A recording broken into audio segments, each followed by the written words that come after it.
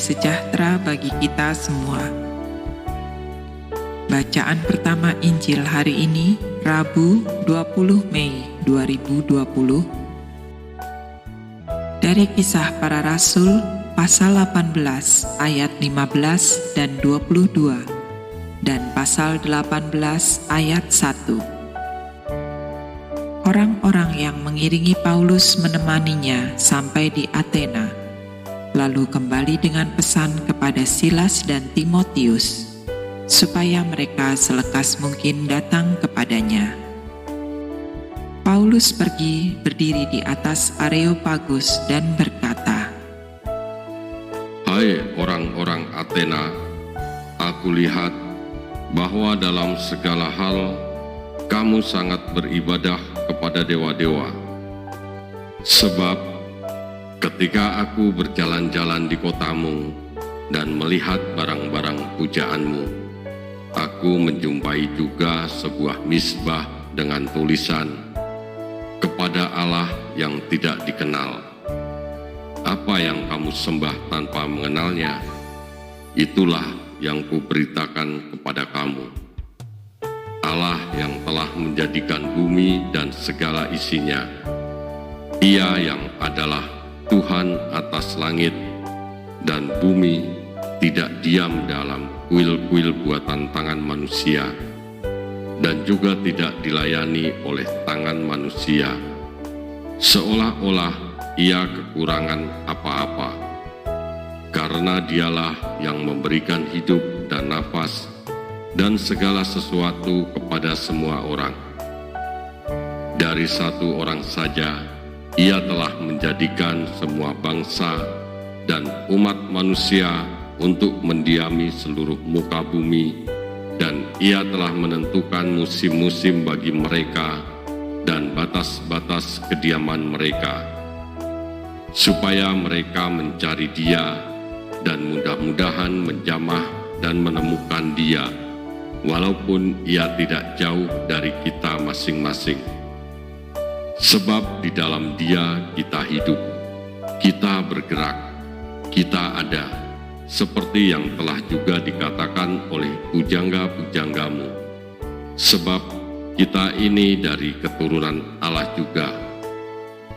Karena kita berasal dari keturunan Allah, kita tidak boleh berpikir bahwa keadaan ilahi sama seperti emas atau perak atau batu, ciptaan kesenian dan keahlian manusia. Dengan tidak memandang lagi zaman kebodohan, maka sekarang Allah memberitakan kepada manusia bahwa di mana-mana semua mereka harus bertobat.